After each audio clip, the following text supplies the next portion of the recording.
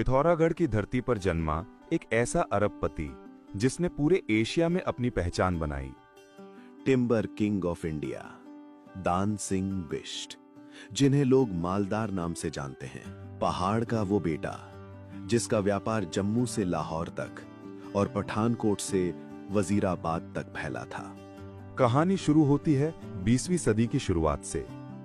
पिथौरागढ़ का एक खूबसूरत गांव कुईतड़, जहां राय सिंह बिष्ट का एक गरीब परिवार रहा करता था। परिवार की मूलभूत जरूरतें भी मुश्किल से पूरी होती थी। तभी राय सिंह बिष्ट ने प्रथम विश्व युद्ध में ब्रिटिश इंडियन आर्मी की घी की डिमांड को देखते हुए घी की सप्लाई शुरू कर दी। उनके पुत्र देव सिंह ने भी उनका साथ दिया। धीरे धीरे घी की सप्लाई से अच्छी आमदनी होने लगी और कारोबार चलने लगा।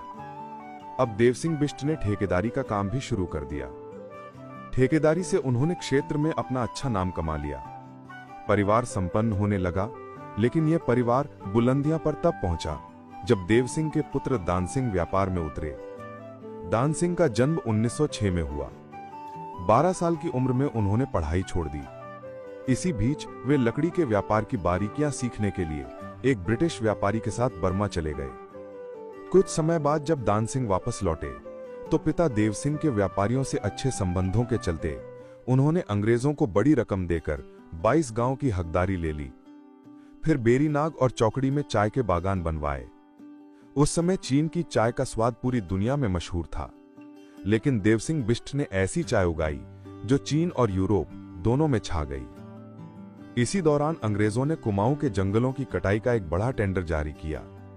यह भारत की सबसे बड़ी नीलामियों में से एक थी। अंग्रेज नहीं चाहते थे कि किसी भारतीय को यह टेंडर मिले, लेकिन कुमाऊं के मालदार दान सिंह बिष्ट और उनके पिता देव सिंह ने 5 करोड़ की बोली लगाकर यह टेंडर अपने नाम किया।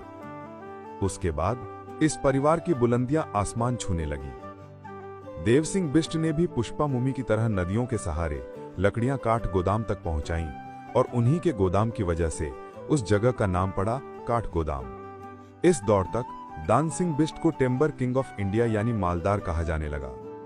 नीलामी में उनके लिए अंग्रेज भी अलग से सोफा लगवाया करते थे। जितने मशहूर वो अपनी दौलत के लिए थे, उतने ही मशहूर अपने दान के लिए भी हुए। जन कल्याण के लिए उन्होंने कई स्कूल, कॉलेज, अस्पताल और धर्मशालाएं बनाईं। पहाड़ों में बच्चों के खेलने के लिए मैदान बनवाए। नैनीताल का डीबीएस कॉलेज, पिथौरागढ़ का देव सिंह और ऐसे ही अनगिनत नाम। आज भी जब दानवीरों की बात होती है तो मालदार परिवार को याद किया जाता है। ये थी पहाड़ के अरबपति दान सिंह बिष्ट की कहानी। ऐसी ही और प्रेरणादायक कहानियां देखने के लिए फॉलो करें द पहाड़ी थ्रेड को।